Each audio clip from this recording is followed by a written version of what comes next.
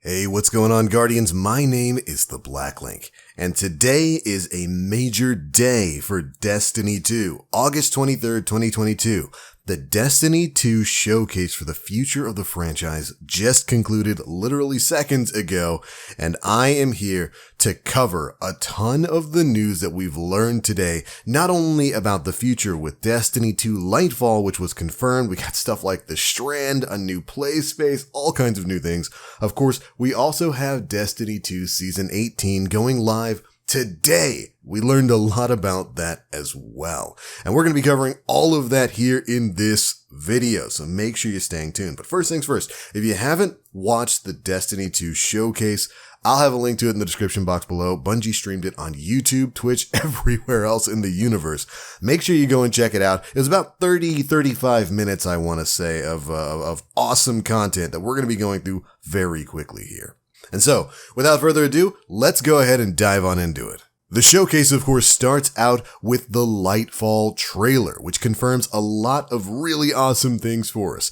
Most primarily that we are getting a new subclass in the form of the Strand, a new darkness subclass that's going to be discovered by our Guardians as we're exploring our new world space on Neptune.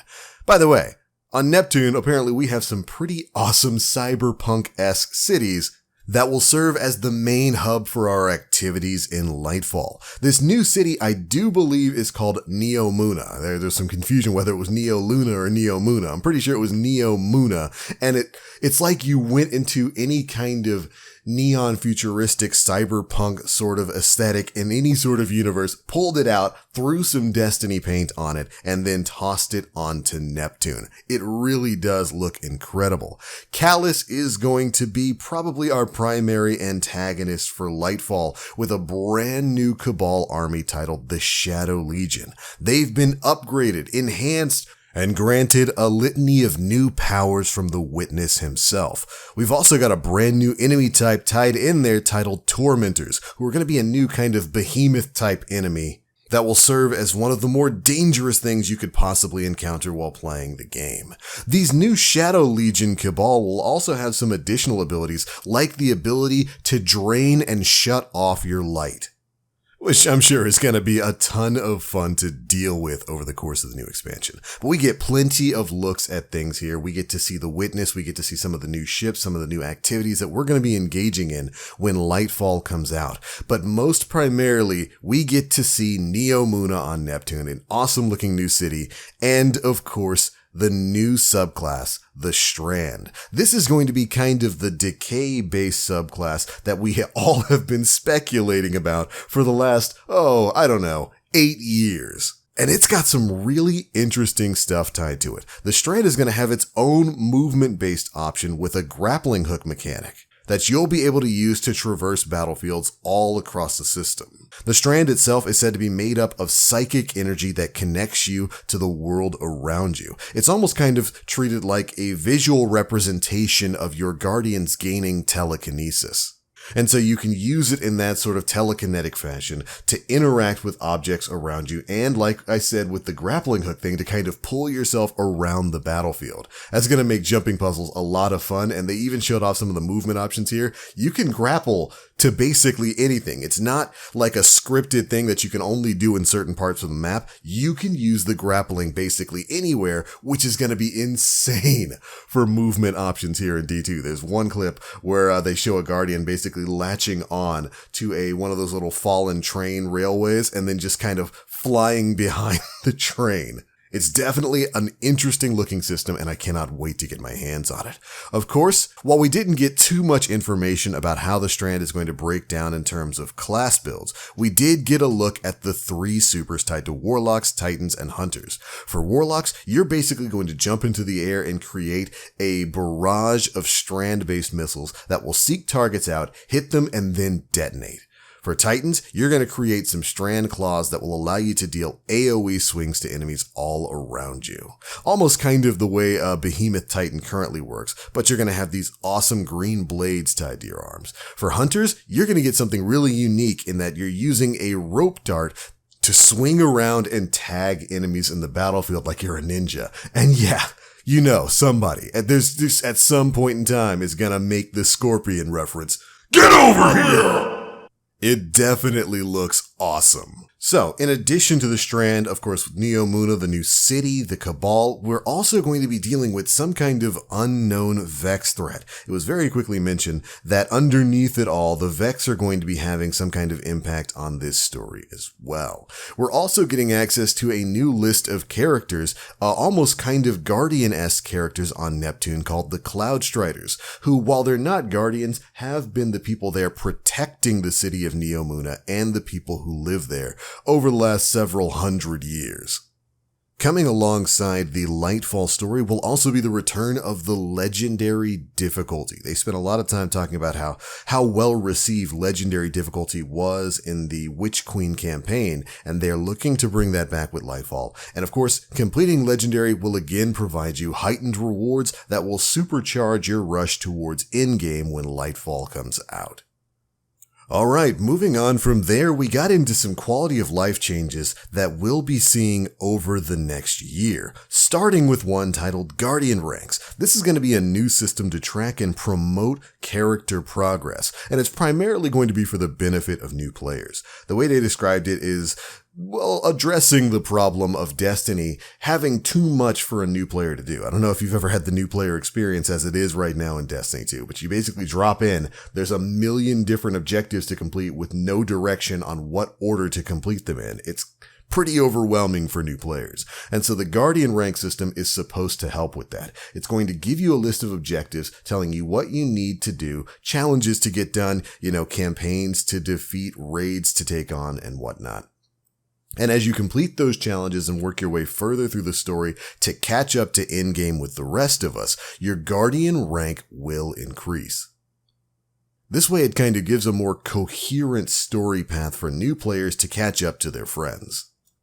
And of course, in following with that logic, if you're a veteran player, if you're somebody who's been there since day one, you'll likely already have a lot of those challenges and objectives completed, so you'll automatically unlock a higher rank. Veteran players are going to have access to those higher ranks. It's going to be kind of a show-off sort of thing.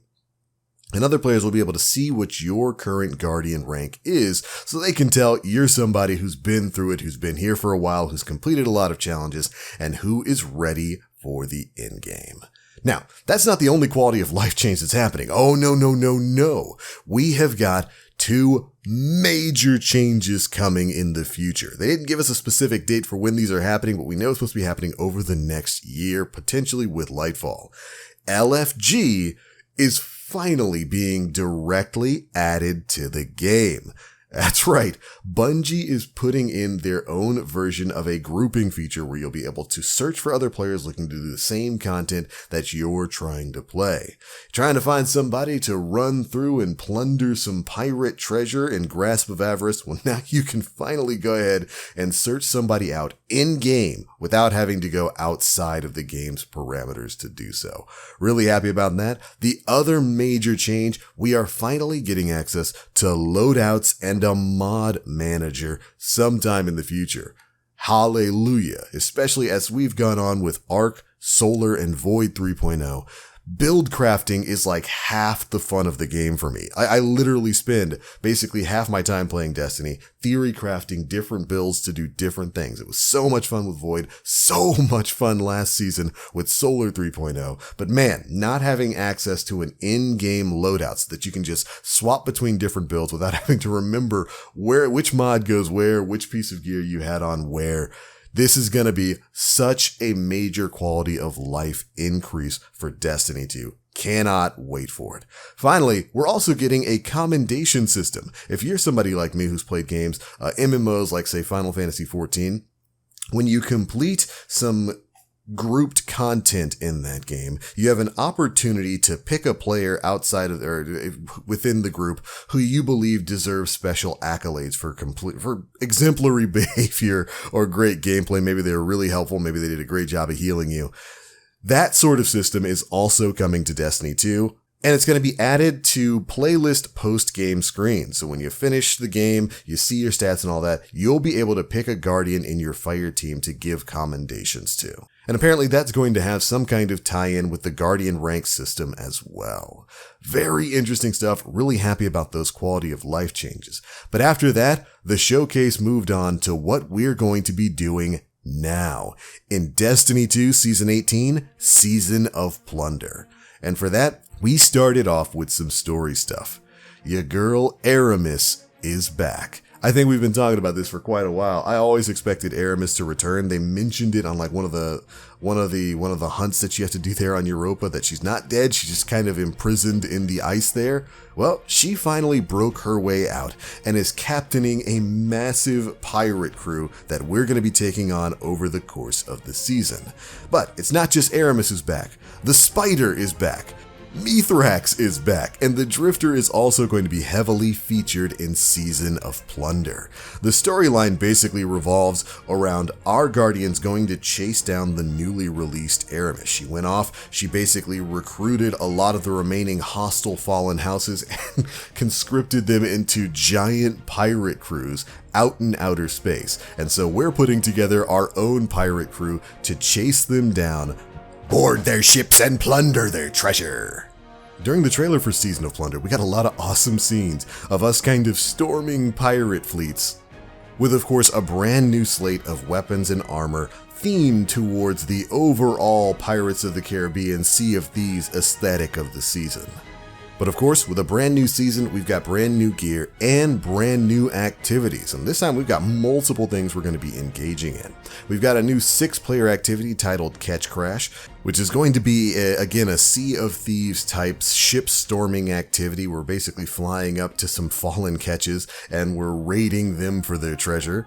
We've also got an activity titled Expedition, where we're basically utilizing some of the exploding engram mechanics from Grasp of Avarice to ignite massive fallen drills for treasure hunting. And finally, a new activity titled Pirate Hideouts, which apparently is going to have us going on actual treasure hunts with maps for Darkness relics spread throughout the system. Overall, Season 18 is looking like it's going to be a lot of fun. Of course, we'll have more information about that coming out probably even later today, considering it's live right now and I've got to go and record some of the reset stuff for that. So let's move on here. After that, we got to see a lot about some ARC 3.0 stuff, much of which we already covered in our previous ARC 3.0 video. Again, there'll be a link to that in the description box below. As a part of it though, it was very nice to see the new Titan one-shot melee ability, as well as the air dodge Sans Twilight Garrison that they now have access to as a part of their base toolkit. Very interesting stuff. Beyond that, a lot of brand new weapons and armor were shown off. It's all got kind of a pirate sort of theme to it, a swashbuckler theme. Like we've got flintlock weapons, what looks to be like something akin to a blunderbuss as one of the weapons we've got access to, a new fusion rifle that looks like it performs a little bit differently than how you might be used to. But all of that is stuff that we'll be covering in a later video. After that, they talked about the returning D1 raid for Destiny 2 Season 18, King's Fall. The Taken King has risen once again. This returning D1 raid is going to have all the classic encounters: War Priest, Golgoroth, the Death Singers that you remember, and it's going to come back with its classic weapons and armor, a lot of which we got to see in the short clip I'm showing you here.